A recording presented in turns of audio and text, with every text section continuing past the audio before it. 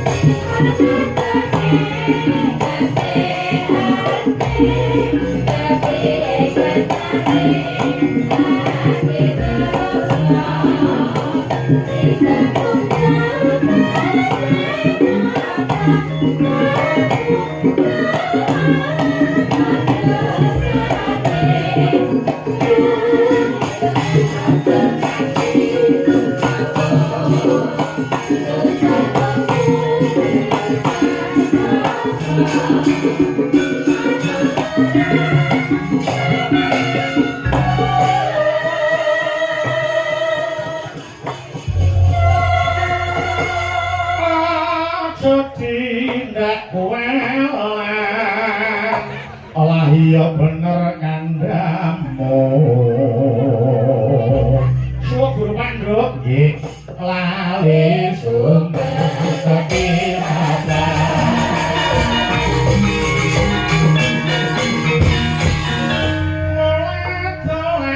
aku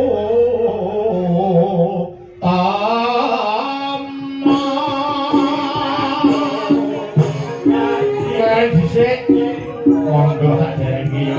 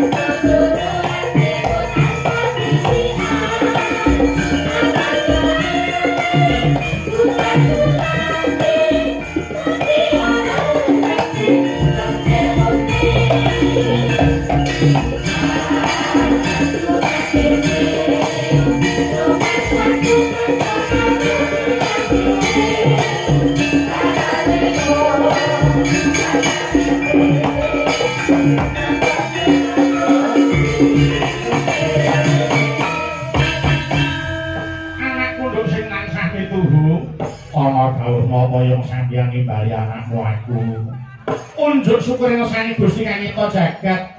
Dene wis paring pirang-pirang kanikmatan wujude nikmat sehat, nikmat sempat, nikmat iman.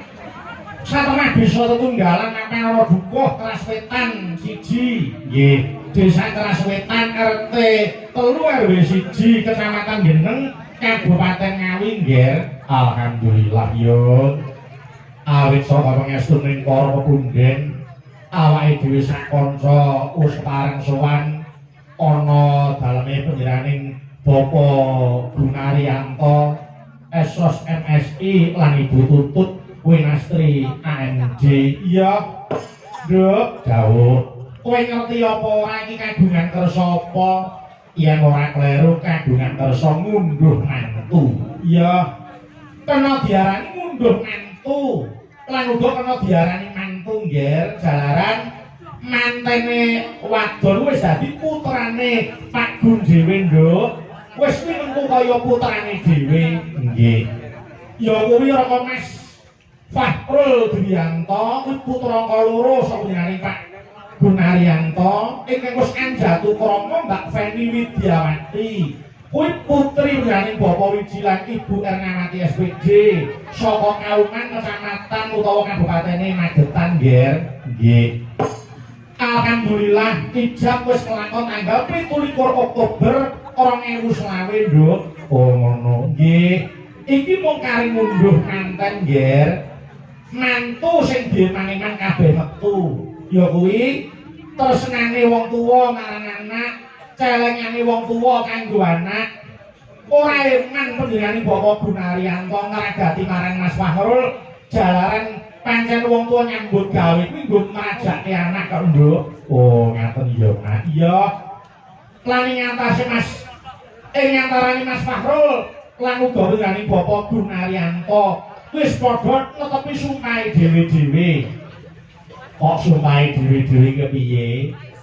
Yen anak sumpahe anak nyang wong tuwa kuwi mikul dhuwur mendem jero. Nek yen sumpahe wong tuwa ngarang anak, anak polah bapa kepradah. Mas Fahrul kepengin palakrama, Pak Gunaryanto nrajai. Mula bengi iki wis kelakon digelar bahagian kaya ngene ndae nggih. Amin ya rabbal alamin. Mula yo pandongaku kanggo pengantene ya kuwi muga-muga sakinah mawaddah warahmah. Nggih.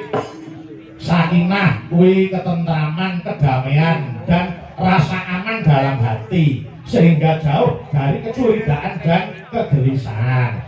Terus mawaddah ya kuwi cinta dan kasih sayang yang membara serta rasa saling memiliki yang dijawantahkan melalui perhatian dan penghargaan.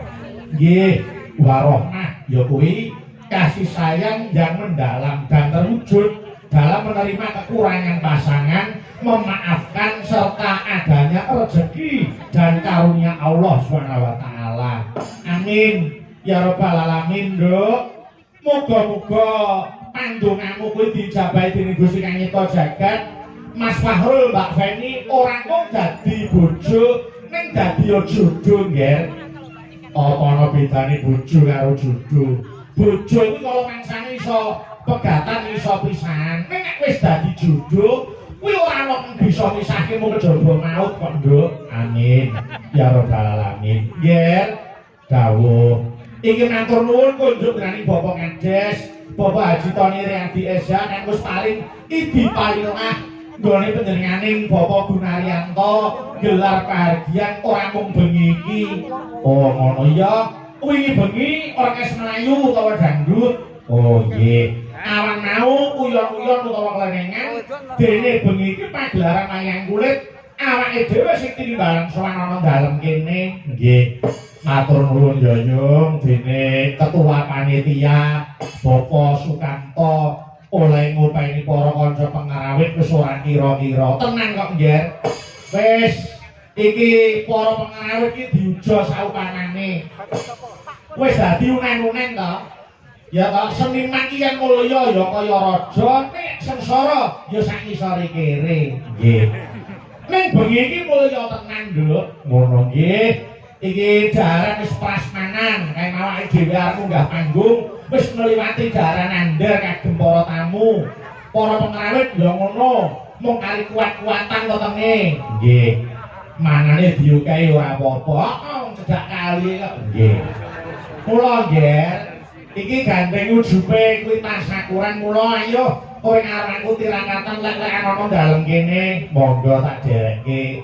Dasare dening Pak Gun sing ditimbali ora ngaku karo kowe kebu nimbali para edan bintang tamu. Sapa Mas Yuda? Mas Yuda CS ya. Diaturi pinarak ana kiwa kotak dipethuk perahu layar. Monggo tak dereke monggo to yo.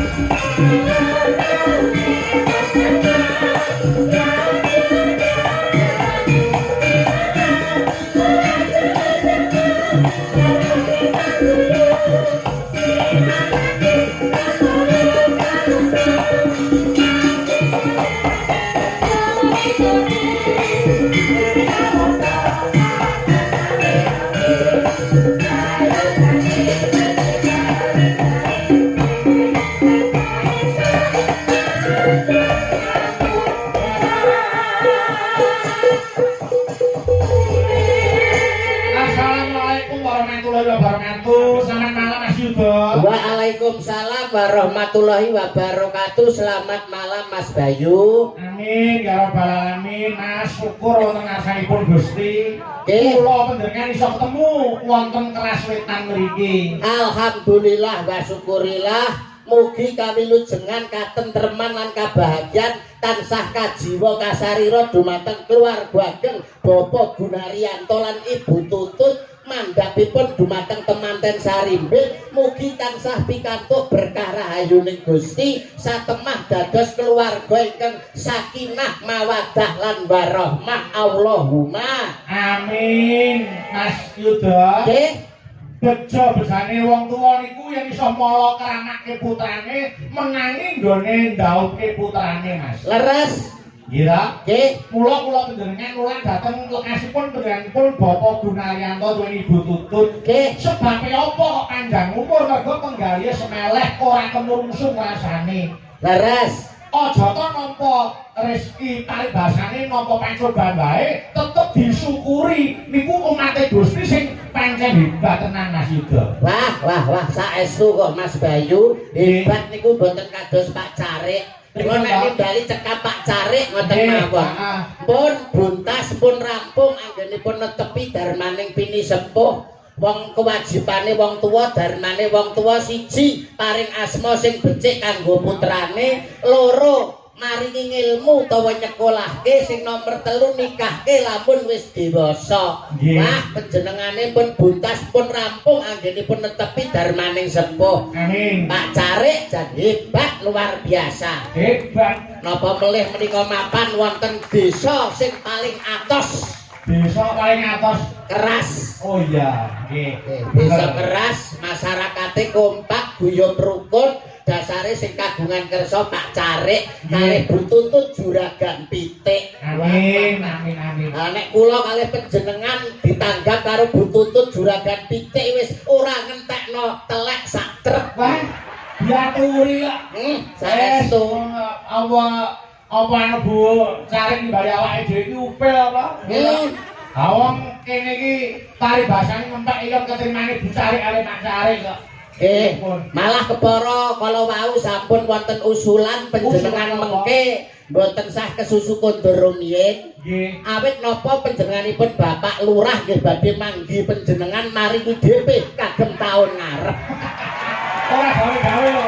Lho, rasa estu lho pripun? Bapak Ibu setuju nggih?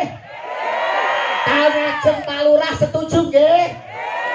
Pun rasan-rasan nggih cekap panjenengan kula kalih Mbak Niken pokoke kumplitane nggih ngeten iki. Oh, alhamdulillah. Alhamdulillah. Iku dadi dongane awake dhewe. Nggih, keras to daerah keras mriki sing kersa gelar wayang, sing kersa gelar pertunjukan tegese kiai kene iki ayem tentrem kahanane. saestu wong desa keras niku desa maju, nadyanto desa keras niku desa sing maju. Listrik sudah masuk desa. Ternyata bareng tak selidiki neng keras niki tesih usum ting.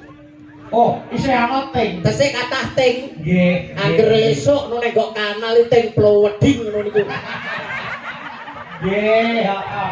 Yo ngeten lho Mas. Pripun? Kiai mriki tegese nampa kemajuan zaman ora ninggalke marang tinggalane para simbah-simbah riyin. Saestu. Wah. Iku ora lali karo kula bukane nalika durung ana listrik gitu. Nggih. Niku ting iki sing dienggo madani. Leres. Kula niki dadi kepiling awake dhewe lali sumber bakal ketiwasan. Lali sumber ketiwasan. Dadi wong maju ya kena. Ning aja nganti ninggalke marang kula bukane biyen. Ngaten. Nggih.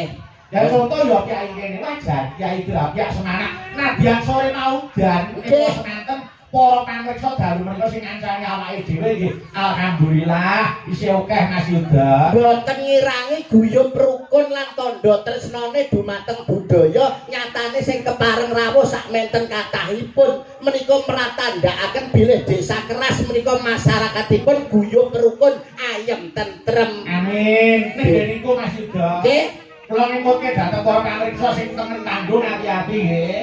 Nggih. Nek sing kono lho Mas, sing iki nek kok kadang kiwa kae lho sing. Nggih, sing kiwa nggih. Ku nek gemujeng apa keplok ya hati-hati nek kepleset gak nyemplung kali. Nggih. Wah, jaten tenan kok. Malah sekeca lho Mas. Nah, Para napa mriku sederek-sederek dulur-dulur sing mirsani wayang iki malah penak ae. Lah piye penake? Masa enek delok wayang kok karo mancing. Wah, wis jan penak tenan kok. Alhamdulillah. Luar biasa menika saking guyub rukunipun tresnanipun dumateng panjenengan napa melih masyarakat keras menika benten kalian daerah lintunipun Mas.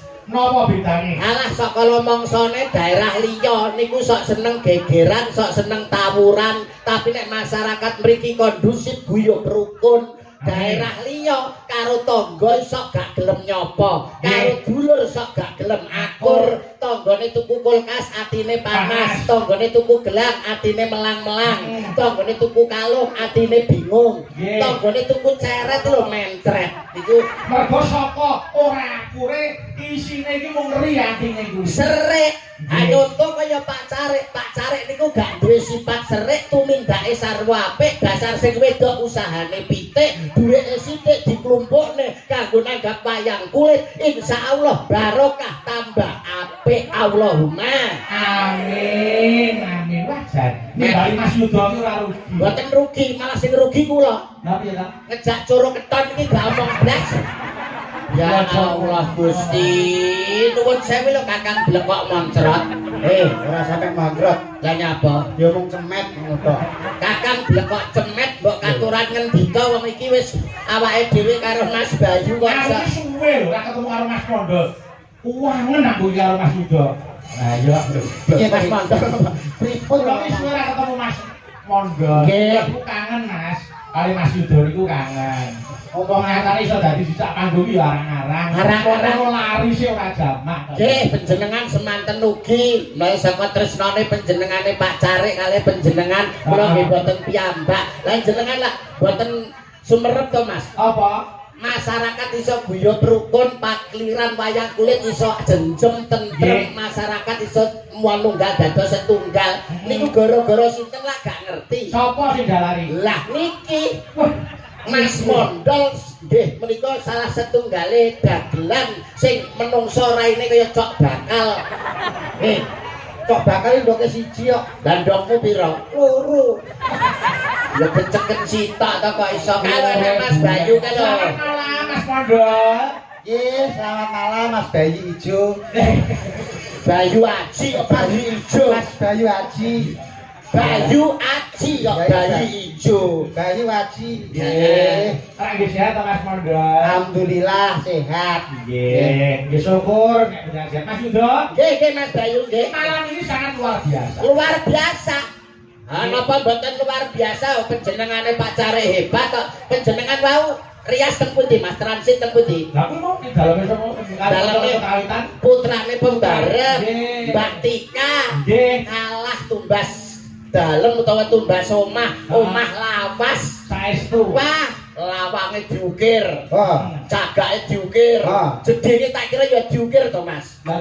Lah kira diukir to lha apa ora? Mboten diukir niku Lah wae. jebule Dipangan rakyat. ya ora to. Oh, Nggih. diukir. Ora. Mbah hebat garwane ngasta polisi. Betul. Luar biasa. Ah. Namung saged turun rembug rakitan mung klungsu-klungsu nderek udung Napa Mas Yuda? Mugi-mugi keluarga Bapak Carik Sarimbit Iba nggenipun kagungan kersa saestu pikantuk berkah rahayuning Gusti satemah temanten kekalih dados temanten ingkang sakinah mawaddah lan warahmah. Amin. Saiki gendi kowe. Dan ngono. Bisa omong ora iki jane cangkem babet to iki kok. Dienggo omong ki lho. Pokoke dungane mantene. ya ora ketang mong sethithik ki awakmu klungsu-klungsu melu kudu ngono lho. Apa nek bandare apa kudu? Lho ngene iki Ya, bisa mulai ngeclek ta. jenenge klungsu-klungsu melu udu ki awakmu ki nyumbang apa ngono lho kanggo Pak Carik. Pangan dhewe ora nek sumbangne Pak Carik. Ngene lho, kowe saka omah rene iki oleh-olehmu apa? Nggo Pak Carik iki lho. Wong kula niki mriki malah golek lho Mas kok golek-oleh. Walah. Koe Wis karepmu ngono. Kowe iki keluargane Pak Carik iki ben piye ngono lho. iki ben ngono ae. Wis ngene iki lho bocah kok iso. Tegese iki usahane ben saya maju dikapakne. Disurung. Maju. Mas enten kabel lecet ta? Lho apa ta? Kuwi nyetrum cangkeme cakil. Ja omongan kok ora nek benere blas melu ndonga. Yen cara aku tumrape aku ngrasuk agama suci, tak dongakne barokah Allahu laka wa barokah alaika wa jama'a bainakum fil khair. Muga dadi keluarga sing kebak barokah lan dikumpulke karo wong-wong kang saleh. Allahumma Amin. menak lancar. Ya kowe, Ayo ngono. nganggo basa Arab kaya awakmu. Lho, ya kudu iso ta? Dikira ora iso kok. Kanggo temanten to, Donga. Iya kanggo temanten. Ayo piye coba dungane. Rungokno. Oke. Iya kok iso. Iya ya aku ra buder.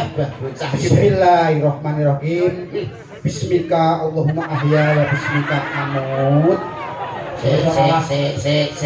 Kene iki keras wetan lho. Sing Kecamatan kecamatan santri bener lho. lho. Oke santri para alim ulama ki oke lho. Godhange para kiai, kedunge para alim ulama, akeh para santri, akeh ulama lho. Tembungmu sak limah kok nyocok rasane ngati iki lho. Kowe iki lho ndongakne manten piye? Gak krungu to Mang aku ndonga banter. Piye to jajal piye? Rungokno. Bismillahirrahmanirrahim. Bismika Allahumma ahya wa bismika amut. Lho, krungu ora? Cah kocluk, cah gendeng, cah kentir. Kuwi ngono jenenge doa tidur, doa arep turu. Cah kocluk, cah gendeng, cah kentir. Ngerti ya, manten nek radang turu kapan metenge. Oh iya iya bener. Bener. Ketoke sak celeraman. Sak celeraman. Lambe Mas Pondone kaya ngawut. Ning isine bener. Isine apa to lambe kaya ngene kok mawet to bentuke kaya jumbleng. Wong Lambe jumbleng. Mas yo dikaya ngopo awakmu ki cara nyambut gawe utawa cara wong omah-omah iki kan luwih suwe saka temantene. Mesine kan kowe iso menehi tutur sembur. Ayo mbok nuturi. Nah. Tutur sembur ki piye ning manten ngono. Ula piye kok nyembur. Tutur sembur ki maksud iki kata mutiara lho. Kata mutiara kanggo temanten supaya rumah tanggane bahagia ki kowe kan duwe resep. Oh, alah arep masak terus kita resep. Resepe anu nasi goreng. Ngene. Kata terakhir yo manten saka jenengan apa wis. War bongko iki kata terakhir. Wong jak omongan bangel iki mau dicopet ngene ae lho kok iso. Kanggo ndonga temanten ki lho, cara konsepmu ki piye? Lah kabeh wis ana kuncine kok Mas. Weh edan tenan kok. Kabeh iki urip ning alam donya kabeh ana kuncine. Tegese wong omah-omah sadurunge omah-omah lan omah-omah kuwi ana rumus utawa ana kunci. Ana rumuse ana kuncine. Matematika kok kaya rumus. Ora ngentahi. Ora ngentahi. Baru adene tinggali yo sing tenanan langsulan kok rumuse apa? Rumuse wong omah-omah, kunci wong omah-omah sakurunge dadi manten kudu piye? Lho, tetep kuncine hanya 3. Apa kuwi? A, B, C. Lho. Manten nek mbok tukokno kecap iku ngecroti matamu kowe. Kunci wong dadi manten ada 3. 3. A B C. Kuwi enek maknane, Enak maknane. enek karepe. Enak karepe. Wah edan tenan kok gundul iki kok iso. Wis mari kok. Karepe apa karepe? Huruf yang pertama adalah A. A. Anak loro kudu padha senenge. Iya, Bocah loro lanang wadon kudu padha senenge. Mergo dadi manten ora iso dipaksa rasane. Betul. Mula kudu padha senenge. Padha Oke. senenge. Nek wis bar A terus B. B. Bapak Ibu kudu merestui. Wo. Bapak Ibu Kudu merestui, mergo restu wong tuwa ki padha karo ridhone pangeran supaya anak turune dadi keluarga sing bahagia. amin. Bapak Ibu kudu Merestui. Terus A, B, C saiki. C. Cukup dibawa ke KUA. Sah. Hebat Munggah iki. agama, munggah negara. Hebat. Wong modele ndas-ndasane kaya cilok ngene lho kok ngawur tembung sak tembung iki kok ya iso lho kok iso. Ngene masuk gak cilok. Nggih. Ngawur ngene kok cilok. Lah iki apa? Iki ngono tahu bulat. Digoreng dadakan 500-an langsung kok dilat. Tanggal itu dirai gak tau. Tahu bulan. Kuwi sadurunge duwe mak dadi manten. Heeh. Konsepe ABC. ABC. Lah nek wis diwisuda pinangka temanten wis sah menurut agama lan negara, konsepe Wis apa? omah-omah Wis omah-omah. tetep A, B, C. Lho kok ABC meh. Kabeh rumusnya ki A, B, C. A yang pertama. Anak istri yang diutamakan. Oh, nek wong Wis omah-omah. omah-omah. Lho, wis Anak omah-omah. istri harus diutamakan. Utamakan. Terus B. Bungah susah dilakoni wong loro. Wedan jelas Nggih. itu. Pak Lurah medun langsung menehi DP iku jelas. Lah, DP panjer to. Heeh. DP dupak. A A, B, terus lagi C. C. Cinta sekali untuk seumur hidup. Weh. Kabeh ya. Aneh kuncine. Mosok yo kangge wong omah-omah. Ora wong omah tok. Lah apa? MC bareng kuncine yo mau ABC. MC protokol dalang manten. Dalang manten yo cukup ABC. A yang pertama. Assalamualaikum warahmatullahi wabarakatuh. Oh iya, pembukaan. Terus B, B. Bapak-bapak, ibu-ibu hadirin sekalian. bageke. Terus C, Cukup sekian, terima kasih. lah kok cekak men. Ah, cekak awas kok. Oh iya. Ngono kok jare kena kanggo patuladan iki lho. Nggih. Kowe iki ya nuwun sewu, kowe iki pernah tuwa, temantene iki pernah enom. Paling tidak kowe iki sebagai wong tuwa iki kudu menehi pitutur sing apik karo wong sing luwih enom. Sebab wong tuwa iki pengalamane wis luwih akeh, ibarate mangane uyah wis akeh. Mulane wong tuwa nek karo wong enom iki mesti apik wong tuwa, nggih to Mas? Ayo mesti dong. Lah. Pengalaman hidup wis oke kok. Lah dalah. Oh, Piye wis Mas? temoto atine. Piye balen oleh ngomong mau kok gak patek genah. Wong tua ki pengalaman hidup sudah banyak, mangane uyah wis akeh, mulane wong tua ki nek karo wong enom mesti luwih apik sing tuwa tinimbang sing enom. Wis mesti nek wong tuwa luwih apik. Ya jelas ta. Tenan yakin wis Yakin. kowe ngerti sengkuni. Sengkuni nek Mas Bayu paham nggih Mas Bayu Ya ngerti sembuni kok. Ngerti sengkuni ta? Ngerti. Kowe ngerti Puntadewa. Puntadewa ngerti. Sengkuni karo Puntadewa itu ndi? Tuwa Sengkuni Apik endi? Sengkuni karo Puntadewa. apik pun. Ha. Yo Mas. Oh iya bener ya. Iya. Mas nuwun sewu ya Mas. Plongo. Karepku ki sing mbok nggo conto ki aja wayang kulit ngene iki. Sing mbok nggo conto ki daharan sing disuguhne mau lho kan kena kanggo conto to. Apa wae nek sing enom contone kaya pelem, kaya buah, kaya apa gedang mau. Kuwi nek sing tuwa kuwi piye rasane? Legi, Nek enom sepet, pelem nek tuwa. Nek enom kecut. dadi panganan apa wae kuwi nek tuwa mesti luwih enak tinimbang sing enom. Rungokno kuping mundur kuwi. Dadi panganan apa ae Nek tuwa luwih enak tinimbang sing enom. nek tamu. Apa? Bojomu ning omah tau kelan bung. Tau nyayur bung. Ini ya Mas ya. Pelem ya. Pelem, Kuwi nek tuwa legi. legi, Nek enom kecut, gedang nek tuwa. legi, Nek enom sepet, salak nek tuwa. legi, Nek enom sepet. dadi panganan apa wae kuwi nek tuwa luwih enak tinimbang sing enom. Rungokno kupingmu, aja mbok bantah. Dadi panganan apa ae nek tuwa Luwih enak tinimbang sing enom. tak takon aku. Takon. Bojomu ning omah tau nyayur bung ora? Tau kelanjangan bung ora? Ini ya Mas ya, pelem ya Mas ya. Iya, Pelem pelem. nek tuwa legi. Legi. Tapi nek enom kecut. Kecut. Gedang kuwi nek tuwa legi. Legi. Nek enom Enak, kecut. sepet. Dadi panganan apa wae kuwi nek tuwa luwih enak tinimbang sing enom. Panganan apa ae nek tuwa Enak tinimbang sing enom. sik aku tak takon. Bojomu ning omah tau kelan bung ora? Ini lho ya Mas, pelem ya Mas. Ngene kelem nek. Oh. Enak ngene. Lah aku wong ngawi, aku wong geneng, jangan bom ya tau to senenganku to kowe. Tahu ya? Tahu. Kayak sing nom apa sing tuwa? Jenenge bong anak pring ya sing enom. Kok gak sing tuwa ben enak ben nyocok tangkemmu. Wis ngene iki. Apa yang iso kan malah dudek. Wong enak menungso kon mangan gedhek iki ya. Nuwun sewu nggih Mas Bayu nggih. Awakmu ki mbok yo aja kaya ngono. Sing mbok derekno ki Mas Bayu lho. Ki Bayu Aji Prasetyo ki dalang kondang saka Surakarta. Kowe iki tindak sapecak tembung saklimah muna-muni kudu sing sarwa ngati-ati. Tugas dalang ki ngudal piwulang. Piwulang sing luhur, piwulang sing becik. Kok sak penake kowe karo dalang?